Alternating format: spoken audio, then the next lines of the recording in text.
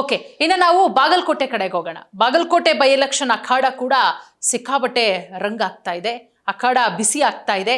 ಒಂದು ಕಡೆ ಉಮೇಶ್ ಮೇಟಿ ಅವರು, ಮತ್ತೊಂದು ಕಡೆ ನಮ್ಮ ವೀರಣ್ಣ ಚರಂತಿ ಮಠ. ಅಲ್ಲೂ ಕೂಡ 50-50 ಈ ಬಾರಿ. ಒಂದು ಅನುಕಂಪದ ಅಲೆ, ಮತ್ತೊಂದು ಕಡೆ ವೀರಣ್ಣ ಚರಂತಿಮಠ ಅವರು 3 ಬಾರಿ MLA, ಕಳೆದ ಬಾರಿ ಸ್ವಲ್ಪ ಮತಗಳ ಅಂತರದಿಂದ ಸೋತಿರೋದು. ಅಲ್ಲಿ ಅಖಾಡದ ಬಗ್ಗೆ ಹೇಳೋದಾದ್ರೆ ಈಗ ಪ್ರೆಸೆಂಟ್ ಏನಾಗ್ತಾ ಇದೆ ಸರ್? ಇಲ್ಲ, ಒಂದು ಅನುಕಂಪದ ಅಲೆ ಯಾವಾಗ ಹೇಳುತ್ತೆ ಅನ್ನೋದು ತುಂಬಾ ಇಂಪಾರ್ಟೆಂಟ್. ಎಲ್ಲಾ ಟೈಮಲ್ಲಿ ಅನುಕಂಪದ ಅಲೆ ಹೇಳೋದಿಲ್ಲ. ಮೇಟಿಯವರ ವಯಸ್ಸು, ಅವರು ಹೋದ ಬಾರಿ ಕಣ್ಣೀರ್ ಹಾಕೊಂಡು ನಾನು ಕೊನೆ ಚುನಾವಣೆ ಅಂತ ಹೇಳಿದ್ದಕ್ಕೆ ಅವ್ರಿಗೆ ಒಂದು ಅನುಕಂಪ ಸೃಷ್ಟಿಯಾಗಿತ್ತು.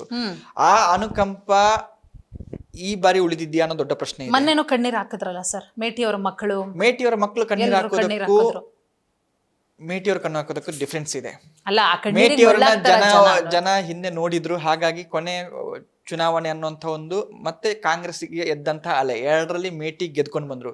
ಬಟ್ ಈಗ ಕಣ್ಣೀರು ಹಾಕ್ತಿದ್ದಂಗೆ ಆ ಕಡೆಯಿಂದ ಕೆಲವು ಪೇಜ್ಗಳಲ್ಲಿ ಸೋಷಿಯಲ್ ಮೀಡಿಯಾ ನಾವು ಅದನ್ನ ಗಣನೆಗೆ ತೆಗೆದುಕೊಳ್ಳಲೇಬೇಕು. Reject social media opinions. ಹೌದು, ಕರೆಕ್ಟ್. ಈ ಕಣ್ಣೀರ್ ಹಾಕಿದ ವಿಡಿಯೋಗಳೆಲ್ಲ ಹಾಕಿದಾಗ ಅಲ್ಲಿ ಕೆಲವೆಲ್ಲ ಕಮೆಂಟ್ಸ್, ಓ ನೀವು ಕಣ್ಣೀರ್ ಹಾಕಿದ್ರೆ ಸಿಡಿ ಬಗ್ಗೆ ಮಾತಾಡ್ಬೇಕಲ್ವಾ, ಯಾವ ಸಿಡಿ ಅನ್ನೋದು ವೀಕ್ಷಕರಿಗೆ ಗೊತ್ತಿದೆ. ಸೊ ಈ ತರ ಕಮೆಂಟ್ಸ್ ಬಂದಾಗ ಡೆಫಿನೆಟ್ಲಿ ಈ ಅನುಕಂಪಕ್ಕೆ ಪರ್ಯಾಯವಾದ ಅಲೆ ಬೇರೆ ರೀತಿಯಲ್ಲಿ ಎದ್ದೇಳತ್ತ ಅನ್ನೋಂಥ ಒಂದು ಪ್ರಶ್ನೆ. ಆಮೇಲೆ ಉಮೇಶ್ ಮೇಟಿ ಯಂಗ್ಸ್ಟರ್, ಅವರು ಹೋಗಿ ಕಣ್ಣೀರ್ ಹಾಕೋದು ವರ್ಕೌಟ್ ಆಗಲ್ಲ. ಉಮೇಶ್ ಮೇಟಿ ಆಮೇಲೆ ಅವ್ರ ಮಗಳು ಅವ್ರು ಈಗ ಹೋಗಿ ಕಣ್ಣೀರ್ ಹಾಕಿದ್ರೆ ವರ್ಕೌಟ್ ಆಗಲ್ಲ. ಒಂದು ಮೇಟಿಯವರ ಏಜ್ ಫ್ಯಾಕ್ಟರ್, ಈ ಏಜ್ ಅಲ್ಲಿ ಅವರಿಂದ ಜನ ತುಂಬಾ ಎಕ್ಸ್ಪೆಕ್ಟ್ ಮಾಡ್ತಿರ್ಲಿಲ್ಲ. ಹಾಗಾಗಿ ಮೇಟಿಯವರ ಆಬ್ಸೆನ್ಸ್ ಅನ್ನ ಜನ ತುಂಬಾ ಸೀರಿಯಸ್ ಆಗಿ ತಗೊಳ್ಳಕ್ಕಿಲ್ಲ. I don't think so.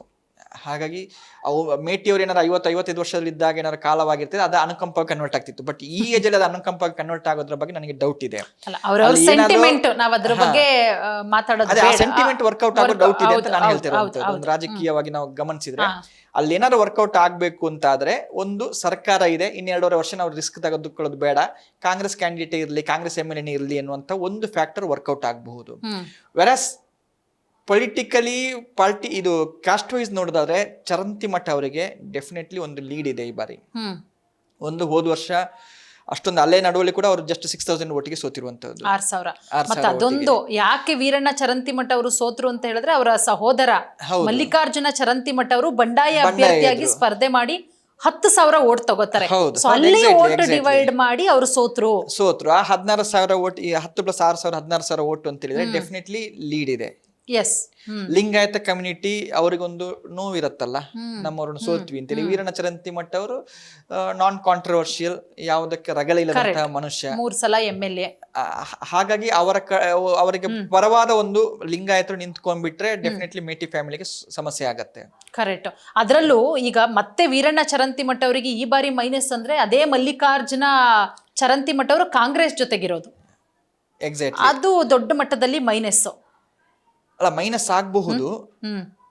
But ultimately voting ಪ್ಯಾಟರ್ನ್ಗಳು ಯಾವ ರೀತಿ ಬದಲಾಗತ್ತೆ ಅಂತ ಹೇಳಕ್ಕಾಗಲ್ಲ. ಹೋದ ವರ್ಷ ಅವರು ಪಕ್ಷೇತರರಾಗಿ ನಿಂತಾಗ, ಬಂಡಾಯಾಗಿ ನಿಂತಾಗ ಆಗೋದಕ್ಕೂ, ಕಾಂಗ್ರೆಸ್ ಜೊತೆ ಹೋದಾಗ ಆಗೋದಕ್ಕೂ ಡಿಫ್ರೆನ್ಸ್ ಇರುತ್ತೆ. ಈಗ ಯಡಿಯೂರಪ್ಪನವರು KJP ಕರೆದಾಗ ಅವರ ಫಾಲೋವರ್ಸ್ ಅವ್ರ ಜೊತೆಗೆ ನಿಂತರು ಅಷ್ಟೇ, ಹೊರಗಿನವ್ರು ಯಾರು ಬರ್ಲಿಲ್ಲ. ಅದೇ, ಹೊರಗಿನವ್ರು ಯಾರು ಬರ್ಲಿಲ್ಲ. ಹಾಗಾಗಿ ನಿಮಗೆ ಸ್ಟಾಂಚ್ ಫಾಲೋವರ್ಸ್ ಯಾರಿದ್ದಾರೆ, ಅವರು ಕಾಂಗ್ರೆಸ್, ಈಗ ಚರಂತಿಮಠ ಅವರ ಬ್ರದರ್ಸ್ಗೆ ವೋಟ್ ಹಾಕಿದಂತಹ ಲಿಂಗಾಯತರು ಈ ಬಾರಿ ಕಾಂಗ್ರೆಸ್ ಪರ ನಿಲ್ತಾರ ಅನ್ನೋದು ಕ್ವಶನ್ ಮಾರ್ಕ್ ಇರುತ್ತೆ. ಈ ಲಿಂಗಾಯತರದ್ದು ವೋಟ್ ಬ್ಯಾಂಕ್ ಇದೆ ಅಲ್ಲಿ. ಲಿಂಗಾಯತರ ಏನ್ ಡಿಸೈಡ್ ಮಾಡ್ತಾರೆ ಅದು ಪ್ಲಸ್ ಆಗತ್ತೆ. ಲಿಂಗಾಯತರು ಎನ್ಮಾಸ್ ಆಗಿ ಚರಂತಿಮಠ ಜೊತೆಗೆ ಹೋದ್ರೆ ಮೇಟಿ ಫ್ಯಾಮಿಲಿಗೆ ಪ್ರಾಬ್ಲಮ್ ಆಗತ್ತೆ. ಇಲ್ಲ, ಲಿಂಗಾಯತರು ಹೋದ್ ಸರ್ತಿ ಕಾಂಗ್ರೆಸ್ಗೆ 2% 3% ಲಿಂಗಾಯತರು ವೋಟ್ ಹಾಕಿದ್ರು ಅಸೆಂಬ್ಲಿ ಎಲೆಕ್ಷನ್ ನಲ್ಲಿ, ಆ ತರ ಏನಾದ್ರು ಆಯ್ತು ಅಂತ ಹೇಳಿದ್ರೆ ಮೇಟಿ ಫ್ಯಾಮಿಲಿಗೆ ಪ್ಲಸ್ ಆಗತ್ತೆ. So depends on purely Lingayat vote bank. ನೋಡೋಣ. ಇದ್ರ ತರಲ್ಲ, ದಾವಣಗೆರೆ ಕ್ಷೇತ್ರ ತರಲ್ಲ. ಈ ಕ್ಷೇತ್ರ ಪ್ಯೂರ್ಲಿ ಲಿಂಗಾಯತರ ವೋಟ್ ಬ್ಯಾಂಕ್ ಮೇಲೆ, ಅವರ ಡಿಸಿಷನ್ ಮೇಲೆ ಡಿಪೆಂಡ್ ಆಗಿರುತ್ತೆ ಈ ಬಾರಿ. ಓಕೆ, ನಿಮ್ಮ ನಾಲೆಡ್ಜ್ ಪ್ರಕಾರ ನೀವು ಅಲ್ಲಿ ನೋಡ್ತಾ ಇದ್ದೀರಾ ಏನಾಗ್ತಾ ಇದೆ ಬಾಗಲಕೋಟೆಲಿ ಅಂತ ಹೇಳಿ, 50-50 ಇದೆಯಾ ಅಥವಾ 60-40 ಇದೆಯಾ? ಇಲ್ಲ, 55-45 ಅನ್ಸುತ್ತೆ ನನಗೆ. ಯಾರಿಗೆ 45, ಯಾರಿಗೆ 55 ಚರಂತಿ ಮಟ್ಟಿಗೆ, 45 ಮೇಟಿಗೆ. ಲಾಸ್ಟ್ ಇರುವಂತಹ 10 ಡೇಸ್, ಅದರಲ್ಲಿ ಕೊನೆಯ 24 ಗಂಟೆಯಲ್ಲಿ ನಡೆಯುವ ಆಟಗಳೇ ಡಿಸಿಷನ್ ಮಾಡ್ತವೆ. ಈ ತರ ಇದ್ದಾಗ 50-50 ಇದ್ದಾಗಲೂ ಕೂಡ ಚಾನ್ಸಸ್ ಕಡಿಮೆ ಆಗುತ್ತೆ. ಬಟ್ 55-45 ಇದ್ದಾಗ ಚಾನ್ಸಸ್ ಜಾಸ್ತಿ ಇರುತ್ತೆ. ಆ ಲಾಸ್ಟ್ ಮೂಮೆಂಟ್ ವರ್ಕೌಟ್ ಹೇಗ್ ಮಾಡ್ತಾರೋ ಗೊತ್ತಿಲ್ಲ, ನೋಡ್ಬೇಕಾಗತ್ತೆ. ನಿಮ್ಮ ಪ್ರಕಾರ ಈಗ ಉಮೇಶ್ ಮೇಟಿ ಅವರ ಭಾಷಣ ಇರಬಹುದು, ಅವರು ಜನರ ಜೊತೆಗೆ ಸಂಪರ್ಕ, ಅದೆಲ್ಲವನ್ನ ನೋಡಿದಾಗ ಅವರೊಬ್ಬ ಸಮರ್ಥ ರಾಜಕಾರಣಿ ಅಂತ ಅನ್ಸುತ್ತಾ ಸರ್? ಹೇಗೆ ನಿಮ್ಗೆ ಹೆಂಗ್ ಅನ್ಸುತ್ತೆ? ಇಲ್ಲ, ಒಂದು ರಾಜಕಾರಣಿಯಾಗಿ ಕಣ್ಣೀರ್ ಹಾಕ್ಬಾರ್ದು. ಕಣ್ಣೀರ್ ಹಾಕುವಂತ ಸಂದರ್ಭಗಳು ಬಹಳ ಬೇರೆ ಬೇರೆ ತರ ಇರ್ತವೆ.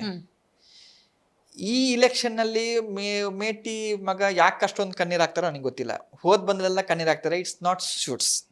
ಒಬ್ಬ ರಾಜಕಾರಣಿ ತನ್ನ ಪವರ್ ತೋರಿಸ್ಬೇಕು, ಚರಿಷ್ಮಾ ತೋರಿಸ್ಬೇಕು, ಅದರ ಮೇಲೆ ಗೆದ್ಕೊಂಡು ಬಂದಾಗ ಅವನು ಲೀಡರ್ ಆಗಿ ಬೆಳಿತಾನೆ ಅನ್ನುವಂಥ ಒಂದು ಕಾನ್ಸೆಪ್ಟ್ ಜನಕ್ಕೆ ಬರುತ್ತೆ.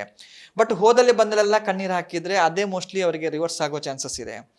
ಬಾಗಲಕೋಟೆಯ ನಾನ್ ಕಮಿಟಲ್ ಮತದಾರ ಇರ್ತಾರಲ್ಲ, ಆ ಕಡೆಗೋಲ್ಲ ಈ ಕಡೆಗೋಲ್ಲ, ಅವರು ಜನ ನೋಡ್ಕೊಂಡು ಕೊನೆ ಕ್ಷಣದಲ್ಲಿ ಡಿಸೈಡ್ ಮಾಡುತ್ತೆ ಅಂತರ್ಣದ ಮಾತಾಡ್ಸಿದಾಗ ಅವರ ಬಾಯಲ್ಲಿ ಇದೇ ಮಾತು ಬರ್ತದೆ. ಎಲೆಕ್ಷನ್ ದಿನ ಚೇಂಜ್ ಆಗುತ್ತೆ. ನಾವು ಮಾತಾಡ್ಸಿದಾಗ ಅವ್ರು ಹೇಳ್ತಾರೆ, ಯಾಕೆ ಇವ್ರು ಕಣ್ಣೀರ್ ಹಾಕ್ತಾರೆ, ಕಣ್ಣೀರ್ ಹಾಕೋ ಅವಶ್ಯಕತೆ ಏನಿದೆ ಅನ್ನುವಂಥದ್ದು.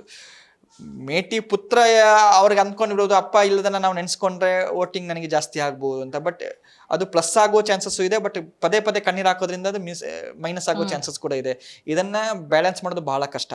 ಎಸ್ಪೆಷಲಿ ಇಂಥ ಬೈ ಎಲೆಕ್ಷನ್ಗಳಲ್ಲಿ ಅನುಕಂಪವನ್ನ ಅಲೆಯಾಗಿ ಎಬ್ಬಿಸೋದಕ್ಕೂ ಮುಳುಗಿಸೋದಕ್ಕೂ ಬಹಳ ಡಿಫ್ರೆನ್ಸ್ ಇದೆ.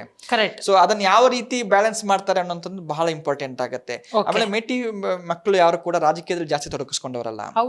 ಇಲೆಕ್ಷನ್ಗೋಸ್ಕರ ಬಂದು ಟಿಕೆಟ್, ಅದರಲ್ಲೂ ಕೂಡ ಟಿಕೆಟ್ ಮಾತುಗಳು ಕೇಳಿದ್ರೇನೆ ಜನರಿಗೆ ಅರ್ಥ ಆಗ್ತಾ ಇದೆ. ಫ್ಯಾಮಿಲಿ ನಡುವೆ ಇಲೆಕ್ಷನ್ ಇದು ಟಿಕೆಟ್ಗೆ ಗಲಾಟೆ ಆಯ್ತು. ಸೊ ಜನ ತುಂಬಾ ಅಬ್ಸರ್ವ್ ಮಾಡ್ತಾರೆ. ಈಗ ಮುಂಚಿನ ತರ ಅಲ್ಲ. ಈಗ ಅವರಿಗೆ ಮೀಡಿಯಾದವ್ರು ಒಂದು ಮಾತಾಡ್ಬೋದು, ಪ್ರೆಸ್ ಅವ್ರು ಒಂದು ಮಾತಾಡ್ಬೋದು, ಸೋಷಿಯಲ್ ಮೀಡಿಯಾದವ್ರು ಒಂದು ಮಾತಾಡ್ಬೋದು. ಬಟ್ ಅವ್ರಿಗೆ ಲೋಕಲಿ ಜನ ಅವರಿಗೆ ತುಂಬಾ ನಾಲೆಜ್ ಇರುತ್ತೆ. ಅಕ್ಕಪಕ್ಕ ಕೂತಿರ್ತಾರೆ, ಟೀ ಸ್ಟಾಪಿಗೆ ಹೋದಾಗ ಮಾತಾಡ್ತಾರೆ. ಇವೆಲ್ಲವೂ ಕೂಡ ಕೌಂಟಿಂಗ್ ಆಗ್ತವೆ. ಈ ತರಹದ ಮಾತುಗಳು ಹೊರಗಡೆ ಜಾಸ್ತಿ ಸ್ಪ್ರೆಡ್ ಆಯ್ತು ಅಂತ ಹೇಳಿದ್ರೆ, ಅಳ್ತಾ ಇದ್ದಾರೆ ಯಾಕೆ ಅಲ್ಬೇಕಿತ್ತು ಅನ್ನೋದು ಸ್ಪ್ರೆಡ್ ಆಯ್ತು ಅಂತ ಹೇಳಿ ಡೆಫಿನೆಟ್ಲಿ ಅದು ಯಾಕೋ ಸೆಟ್ ಬ್ಯಾಕ್ ಅನಿಸ್ತಾ ಇದೆ ನನಗೆ. ಅವ್ರು ಈಗಲಾದ್ರೂ ಅರ್ಥ ಮಾಡ್ಕೊಂಡು, ನಾನು ಲೀಡರ್, ನನಗೆ ಸಾಮರ್ಥ್ಯ ಇದೆ, ನನಗೆ ಯಾಕೆ ವೋಟ್ ಹಾಕ್ಬೇಕು ಅನ್ನೋದನ್ನ ಅವರು ಪ್ರೂವ್ ಮಾಡ್ಬೇಕು ಜನರ ಮುಂದೆ. ಭರವಸೆಗಳನ್ನ ಕ್ರಿಯೇಟ್ ಮಾಡಬೇಕು. ನಾನೇ ಹತ್ಕೊಂಡು ಕೂತ್ಕೊಂಡ್ಬಿಟ್ರೆ ನನ್ನ ಭರವಸೆ ಯಾರು ಕೊಡ್ತಾರೆ? ನೀವು ಸ್ಟ್ರಾಂಗ್ ಅಂತ ತೋರಿಸ್ಕೊಂಡಾಗಲೇ ನಿಮ್ಮ ಮೇಲೆ ಜನಾಭಿಪ್ರಾಯ ಜಾಸ್ತಿ ಮೂಡುತ್ತೆ. ಅದನ್ನ ಮೇಟಿ ಪುತ್ರ ಅರ್ಥ ಮಾಡ್ಕೊಂಡ್ರೆ ಡೆಫಿನೆಟ್ಲಿ ಇನ್ನೊಂದು 5-6 ದಿವಸದಲ್ಲಿ ಅವರು ಚೇಂಜ್ ಮಾಡ್ಕೊಂಡ್ರೆ ಮಾಡ್ಕೋಬಹುದು. ಅವಾಗ 50-50 ಬರುತ್ತೆ. ಕೊನೆಕ್ಷನ್ ಆಟಗಳಲ್ಲಿ ಅದನ್ನ ರಿವರ್ಸ್ -45-55 ಮಾಡ್ಕೊಂಡ್ಬಿಟ್ರೆ. ಈಗ ಫೈನಲ್ ಆಗಿ ಸಿದ್ದರಾಮಯ್ಯ ಅವರು ಕಳೆದ ಬಾರಿ 3 ಬೈ ಎಲೆಕ್ಷನ್ ಅಲ್ಲಿ 3 ಕಾಂಗ್ರೆಸ್ ಗೆದ್ದಿತ್ತು. ಸಿದ್ದರಾಮಯ್ಯ ಅವರು ಹೇಳೋ ಪ್ರಕಾರ ಈಗ 2 ಬೈ ಎಲೆಕ್ಷನ್ ಅಲ್ಲಿ 2 ನಾವು ಗೆಲ್ತೀವಿ ಅನ್ನೋ ವಿಶ್ವಾಸ. ಏನ್ ಹೇಳ್ತೀರಾ ಸರ್? ಗೆಲ್ಲೇಬೇಕು ಅವರು. ಬಿಕಾಸ್ ರೂಲಿಂಗ್ ಪಾರ್ಟಿ ಇನ್ನು 2.5 ವರ್ಷ ಇದೆ. ಈಗ ಗೆದ್ರೇನೆ ಜನ ಇನ್ನು ಕೂಡ ಸಿದ್ದರಾಮಯ್ಯ ಸರ್ಕಾರದ ವಿರುದ್ಧ ರೋಸಿ ಹೋಗಿಲ್ಲ ಅನ್ನೋ ಒಂದು ಮೆಸೇಜ್ ಪಾಸ್ ಆಗುತ್ತೆ. ಖುಷಿ ಇದೆ. ಇನ್ನು ಸರ್ಕಾರದ ವಿರುದ್ಧ ಯಾವುದೇ ಅಭಿಪ್ರಾಯ ಮೂಡಿಲ್ಲ ಅನ್ನುವಂತ ಒಂದು ಮೆಸೇಜ್ ಪಾಸ್ ಆಗತ್ತೆ. ಇನ್ ಕೇಸ್ 2ರಲ್ಲಿ 1 ಸೋತ್ರು ಕೂಡ ಬಹಳ ಡ್ಯಾಮೇಜಿಂಗ್. 2.5 ವರ್ಷ ಇನ್ನು ಅಸೆಂಬ್ಲಿ ಎಲೆಕ್ಷನ್ ತುಂಬಾ ದೂರ ಇದೆ. ಆಲ್ರೆಡಿ ನಾವು ಸರ್ಕಾರದ ವಿರುದ್ಧ ಜನಾಭಿಪ್ರಾಯ ರೂಪ ಆಗ್ತಾ ಇದೆ ಅನ್ನುವಂಥದ್ದು ಬಹಳ ಡ್ಯಾಮೇಜಿಂಗ್ ಆಗುತ್ತೆ ಸರ್ಕಾರಕ್ಕೆ. ಸೊ ಸಿದ್ದರಾಮಯ್ಯ ಅಂತೂ ವೈಯಕ್ತಿಕವಾಗಿ ಕೂಡ ಅವರು ತುಂಬಾ ತಗೋಬೇಕಾಗತ್ತೆ ಇಲೆಕ್ಷನ್ ನ ಕೇರ್ಫುಲ್ ಆಗಿ. ಆಮೇಲೆ ಎಸ್ ಎ ಸರ್ಕಾರ, ಎಸ್ ಎ ಕಾಂಗ್ರೆಸ್ ಪಾರ್ಟಿ, ಈ 3 ವಿಧದಲ್ಲೂ ಕೂಡ ಈ 2 ಇಲೆಕ್ಷನ್ ಅನ್ನು ಕಾಂಗ್ರೆಸ್ ತುಂಬಾ ಸೀರಿಯಸ್ ಆಗಿ ತಗೋಬೇಕು. ಇನ್ ಕೇಸ್ ಸೀರಿಯಸ್ ಆಗಿ ತಗೊಳ್ಳದೆ ಹೋದ್ರೆ ಬಹಳ ಡೇಂಜರ್. ಈಗ 2.5 ವರ್ಷಕ್ಕೆ ಅಂದ್ರೆ ಸರ್ಕಾರ ಅರ್ಧ ಹಾದಿ ನಡೆದಾಗಲೇ ನಿಮ್ಮ ವಿರುದ್ಧ ಜನ ಇದ್ದಾರೆ ಅಂದಾಗ ನೀವು ಇನ್ನು 2 ವರ್ಷದಲ್ಲಿ ಅದರ ವಿರೋಧಾಭಾಸಗಳು ಜಾಸ್ತಿ ಆಗ್ತವೆ. ಅದನ್ನ ಬಹಳ ಗಮನದಲ್ಲಿಟ್ಕೋಬೇಕು. ಸೊ ಇದು 2 ಕೂಡ ಗೆಲ್ಲೋದು ಬಹಳ ಇಂಪಾರ್ಟೆಂಟ್ ಸಿದ್ದರಾಮಯ್ಯ ಅವರಿಗೆ. Correct sir. ನೋಡೋಣ ಏನಾಗುತ್ತೆ ಅಂತ ಹೇಳಿ. ಸೊ ನಾಳೆ ನಾಮಪತ್ರ ವಾಪಸ್ ತಗೊಳ್ಳೋದಕ್ಕೆ ಕೊನೆ ದಿನ. ಸೊ ನಾಳೆ 2 ಕ್ಷೇತ್ರದಲ್ಲೂ ಕೂಡ ಏನೆಲ್ಲ ಸರ್ಕಸ್ಗಳಾಗಬಹುದು, ಕೊನೆ ಹಂತದಲ್ಲಿ ಏನೆಲ್ಲ ಬದಲಾವಣೆಗಳಾಗಬಹುದು ಅನ್ನೋದ್ರ ಬಗ್ಗೆ ನೋಡೋಣ. Thank you so much sir.